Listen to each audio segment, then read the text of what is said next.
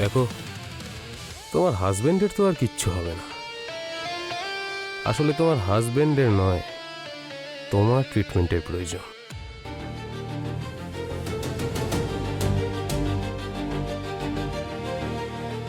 তাহলে করো না ট্রিটমেন্ট, অপেক্ষা করার কি দরকার? ও, তার মানে আগুন দুদিকেই একই রকম ভাবে জ্বলছে। এতদিন তো ভেতরে ভেতরে আগুনটা জ্বলছিল, কিন্তু এখন বাইরে বেরিয়ে এসেছে। নিভিয়ে দাও এই আগুন।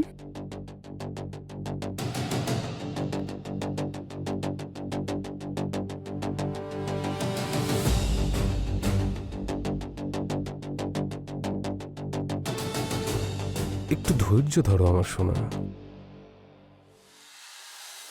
আজ তো আমি আগুন তোমারও নিভিয়ে দেবো, আর আমার নিজেরও।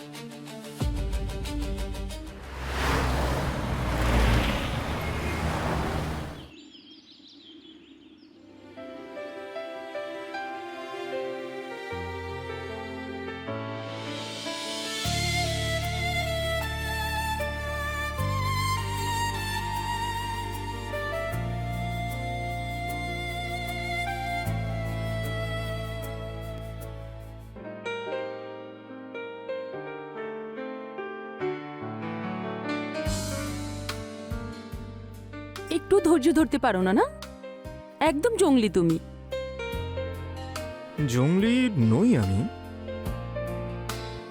কিন্তু জানি না কেন তোমাকে দেখলেই আমি জঙ্গলি হয়ে যাই।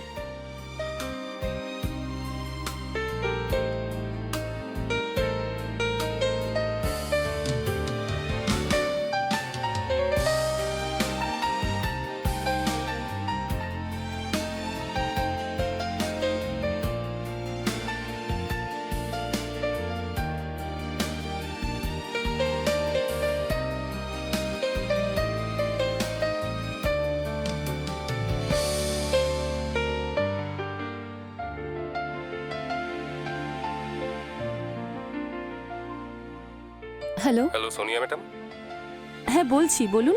আপনার হাজবেন্ডের অ্যাক্সিডেন্ট হয়েছে। কি?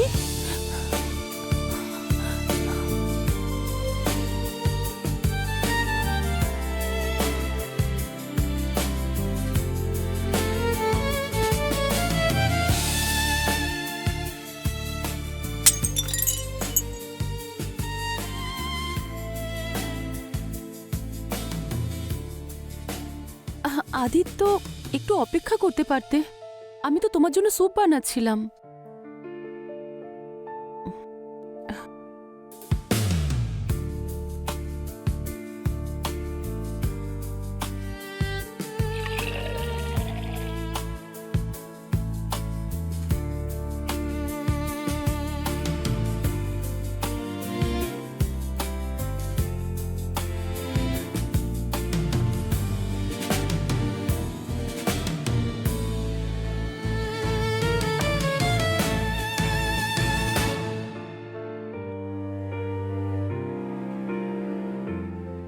আদিত্য, আমি পুরনো দিনগুলোকে খুব মিস করি। আমরা কত ভালো সময় কাটিয়েছি। মা, আমি বললাম তো আমি চলে আসবো, তুমি একদম টেনশন করো না, ঠিক আছে? হ্যাঁ, আচ্ছা মা, আমি আমি পরে কথা বলছি। কতবার বলেছি এরকম করো না।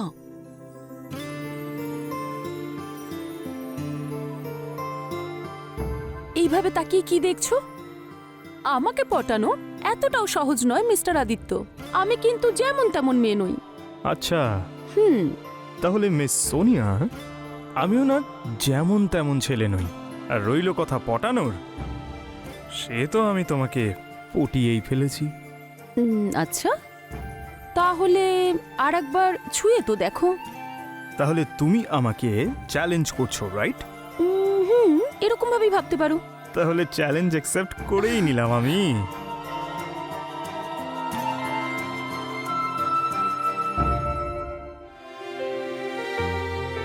তুমি তো একেবারে আমাকে পাগল করে দিয়েছিলে। তোমার চক্করে আমি তো নিজেকে ভুলে গেছিলাম। সবকিছু কত সুন্দর ছিল।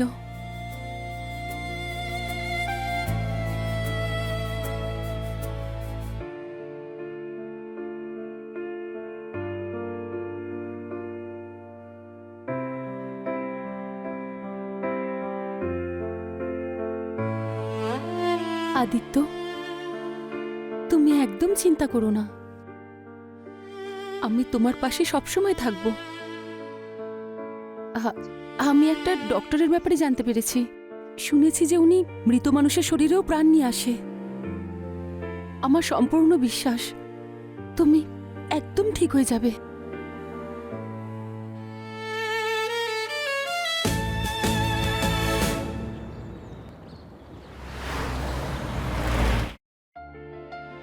দুবছর আগে ওর অ্যাক্সিডেন্ট হয়েছিল, তখন থেকেই ও আর হাঁটতে চলতে পারে না, প্যারালাইসিস হয়ে গেছে। শুধু একটু আঙুল নাড়াতে পারে, চোখের পলক নাড়াতে পারে, আর যদি কিছু খারাপ বা ভালো লাগে ওর মুখ দেখে সেটা বোঝা যায়, আর কিছু নয়। আপনার অনেক নাম শুনেছি, আমরা অনেক আশা নিয়ে আপনার কাছে এসেছি। দেখুন, আমি পুরোপুরি চেষ্টা করছি, কিন্তু আমি একটা কথা বলি, আপনার ডিভোশন খুবই প্রশংসনীয়। আর এটা দেখে ভালো লাগছে যে এখনকার দিনেও আপনার মতো মহিলারা আছেন। ঠিক আছে, আপনি বাইরে অপেক্ষা করুন, আমি ওনার চেক আপ করে নিচ্ছি। তুমি চিন্তা করো না, আমি বাইরেই আছি।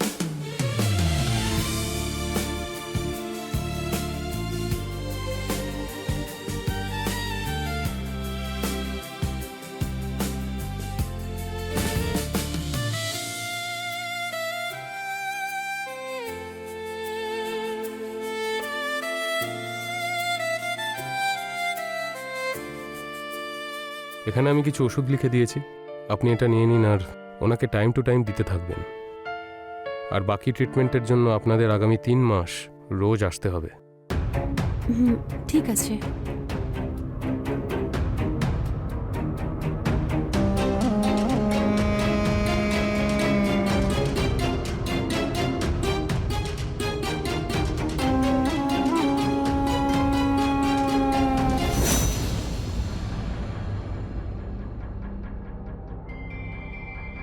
আমার তো দেখে মনে হচ্ছে আপনারও শরীরটা ভালো নয়।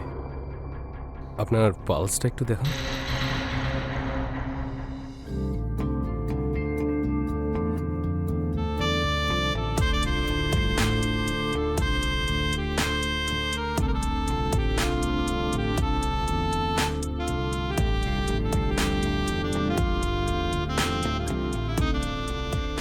একজন রোগী এসেছেন স্যার। Come in. কি দারুণ একটা স্বপ্ন দেখছিলাম।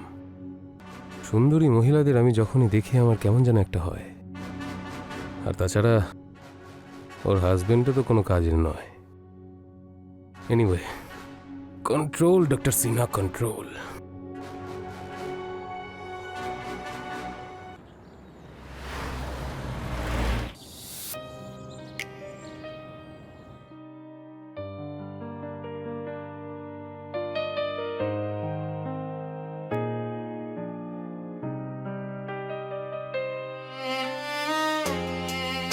চব্বিশ ঘন্টা লেগে আছি, নিজের কথা একবারও ভাবি না, কিন্তু আমি কোনো লাভ নেই। আচ্ছা, ওষুধের কি কোনো প্রভাব পড়ছে না তোমার উপর? এইভাবে তো আমি পাগল হয়ে যাব।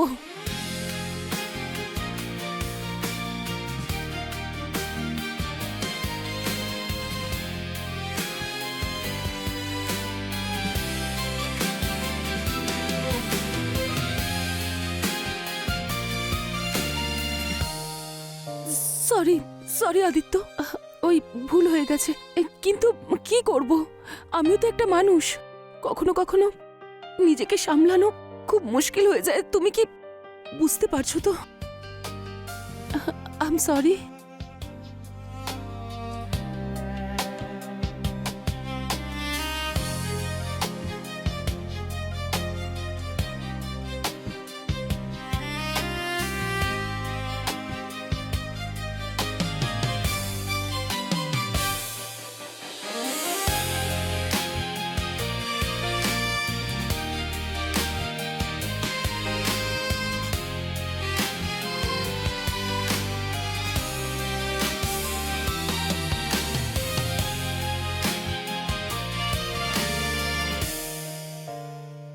হ্যাঁ সোনিয়া ম্যাডাম, বলুন। ডক্টর, 3 মাস হয়ে গেছে, কিন্তু আপনার ওষুধের ট্রিটমেন্টের আমার হাজবেন্ডের উপরে কোনো প্রভাব পড়ছে বলে তো আমার মনে হচ্ছে না। বরং আমার তো মনে হচ্ছে ওর অবস্থা আরো খারাপ হয়ে গেছে। দেখুন সোনিয়া ম্যাডাম, আপনি ভয় পাবেন না। মানলাম ট্রিটমেন্টের কোনো প্রভাব পড়ছে না, কিন্তু আমার কাছে আরেকটা রাস্তাও আছে। আমি ক্লিনিক থেকে ফ্রি হয়ে আপনার ওখানে আসছি।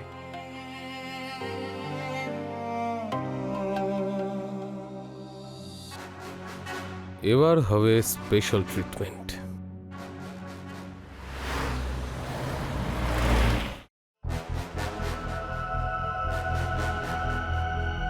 দেখুন সোনিয়া ম্যাডাম, সমস্ত চেষ্টা করেছি, অনেক মেথড অ্যাপ্লাই করেছি, কিন্তু আমার কাছে আরেকটা উপায় আছে। ট্রিটমেন্টের এমন এক উপায় যাতে বহুবার ভালো ভালো রেজাল্ট এসেছে। কি সেই উপায়? কোন ট্রিটমেন্ট? শক ট্রিটমেন্ট। অনেক ক্ষেত্রে এরকমও হয়, যেই পেশেন্টের বডি পুরোপুরি কাজ করা বন্ধ করে দিয়েছে, যে নড়তেই পারে না, ঠিক আপনার স্বামীর মতো। এরকম পেশেন্টের সামনে যদি কোনো শকিং ইনসিডেন্ট ঘটে, তখন ওই শকের জন্য অনেক সময় সে ভুলে যায় যে তার প্যারালাইসিস আছে। অনেকবার দেখা গেছে যে যে বহু বছর ধরে হুইল চেয়ারে আছে, সে এক ঝটকায় দাঁড়িয়ে পড়ে। আর আমি একটা কথা বলি আপনাকে, সব সব মস্তিষ্কের খেলা। আমি তো আজ অবধি অনেক মানুষের ট্রিটমেন্ট করেছি এই শক ট্রিটমেন্টের মাধ্যমে। যদি যদি এরকমই হয় তাহলে ডক্টর প্লিজ আপনি বলুন না, আপনি ট্রিটমেন্ট শুরু করুন। দেখুন সোনিয়া ম্যাডাম, আমি ট্রিটমেন্ট তো শুরু করব, কিন্তু সেজন্য আপনার একটু সাহায্য দরকার। সাহায্য? আমি কি সাহায্য করতে পারি? এই সাহায্যটা শুধু আপনিই করতে পারেন। তাহলে বলুন না, আপনি যা বলবেন আমি সেটাই করব। ঠিক আছে, থ্যাংক ইউ। কিন্তু বিষয়টা একটু অদ্ভুত। আমি আপনাকে বলতে একটু দ্বিধাবোধ করছি। আমি ওকে সুস্থ করার জন্য সবকিছু করতে পারি, আপনি আপনি বলুন না আমায় কি করতে হবে। আপনি খুব মহান সোনিয়া ম্যাডাম। আচ্ছা, আপনি এই কথাটা বলুন যে যদি আপনাকে আপনার হাজব্যান্ডের সামনে কেউ ডিস্টার্ব করে বা কোনোভাবে আপনার সাথে জবরদস্তি করার চেষ্টা করে, তাহলে কি আপনার হাজব্যান্ড সেটা সহ্য করতে পারবে? একদমই নয়। যদিও সুস্থ অবস্থায় থাকতো তাহলে এরকম যে করতো, তাকে খুন করে ফেলতো। একদম ঠিক। আমি এক্স্যাক্টলি এই কথাটাই ভাবছিলাম, যে আপনার হাজব্যান্ড সহ্যই করতে পারবে না তার সামনে আপনাকে কেউ ডিস্টার্ব করে। ব্যাস, আমাদের ওর সামনে একটা নাটক করতে হবে যেন আপনাকে কেউ ডিস্টার্ব করছে। আর এইটা ওনার জন্য খুবই শকিং হবে। আর এই শকের জন্য আমার মনে হয় যে উনি হয়তো রিয়াক্ট করা শুরু করবেন। আমি বুঝতে পেরেছি, আমি তৈরি আছি, কিন্তু এরকম আমার সঙ্গে কে করবে? আমি, যদি আপনার কোনো আপত্তি না থাকে তো। আমার কেন আপত্তি থাকবে? ঠিক আছে, তাহলে ট্রিটমেন্ট শুরু করা যাক। দেখুন, আপনি কোনো বিষয়ে খারাপ ভাববেন না। না না, আপনি ফ্রি হয়ে আপনার কাজটা শুরু করে দিন। All the best. চলুন চলুন।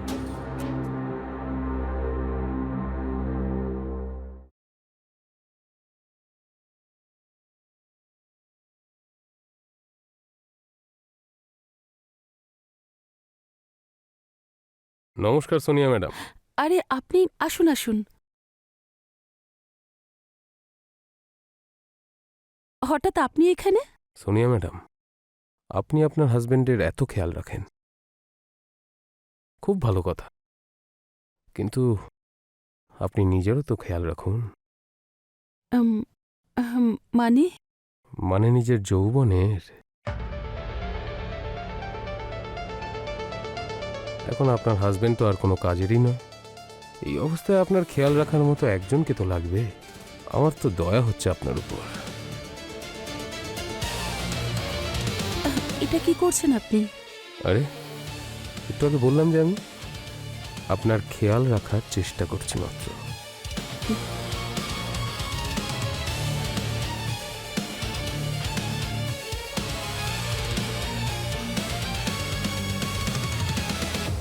একটু ভালোবেসে করুন।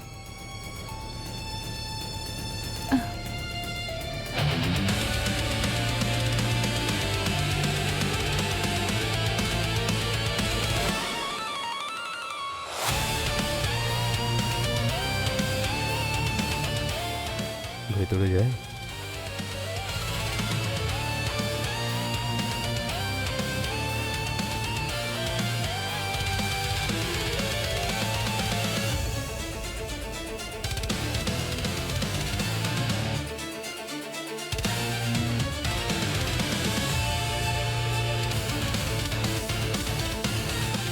দেখো, তোমার হাজবেন্ডের তো আর কিচ্ছু হবে না। আসলে তোমার হাজবেন্ডের নয়, তোমার ট্রিটমেন্টের প্রয়োজন।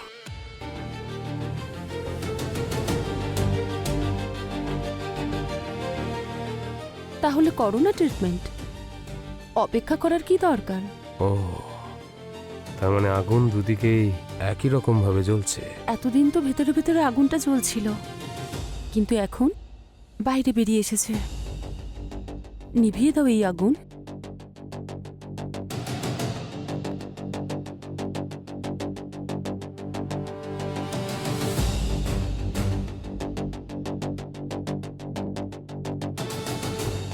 একটু ধৈর্য ধরো আমার সোনা।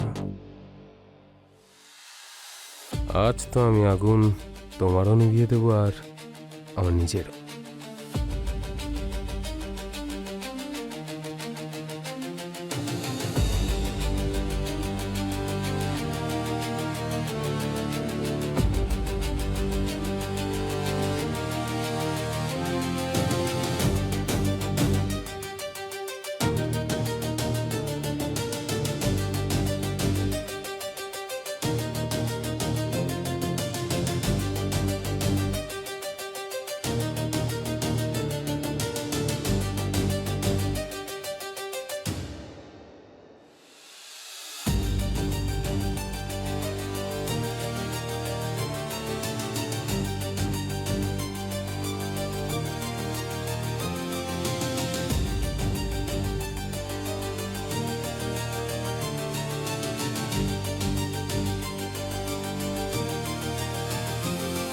কি করছো? সেটাই করছি যেটা তোমার হাজবেন্ড তোমার সাথে করতে পারে না। ডাক্তার না, তুমি একটা জঙ্গলি। ডাক্তার তো আমি বটেই, কিন্তু তোমার ভালোবাসায় আমি জঙ্গলি হয়ে গেছি। আরে ছাড়ো, সত্যি তুমি একটা জঙ্গলি।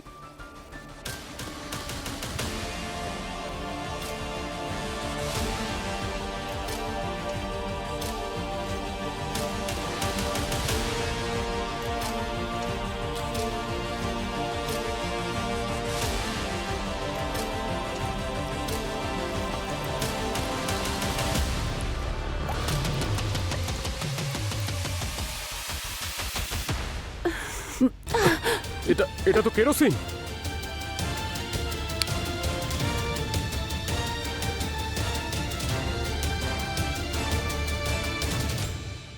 একদম নড়বে না, না হলে তোমাদেরকে পুড়িয়ে মারবো। আর সোনিয়া, তুমি শেষবারের মতো দেখে নাও, আমি ঠিক হয়ে গেছি। আদিত্য, তুমি ঠিক হয়ে গেছো। প্লিজ আমাকে ক্ষমা করে দাও, আমি অনেকবার ভুল করে ফেলেছি। ডাক্তারের কথা শুনে আমি এসব করেছি। কি সব বলছো তুমি? কি আজে বাজে কথা বলছো এখানে? এই, চুপ! তুমি আমার অনেক খেয়াল রেখেছো সোনিয়া, তার জন্য থ্যাঙ্কস। কিন্তু এই সব কিছু আমি সহ্য করতে পারবো না। কিন্তু আমরা তো আপনার আমরা ট্রিটমেন্ট তো তোমাকে করছিলাম। চিকিৎসার জন্যই। চিকিৎসা করছিলে আমার, আর আমারই বিছানায়, আমারই বেডরুমে। হ্যাঁ, চিকিৎসা করছিলে তুমি আমার। হ্যাঁ,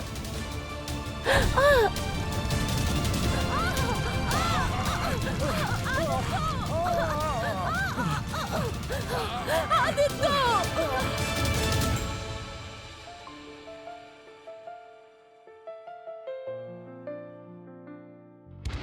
আমি তো হাঁটতে চলতেও পারি না। লোকে তো এটাই ভাববে অ্যাক্সিডেন্টলি আগুন লেগেছে। আর এরা দুজন মারা গেছে।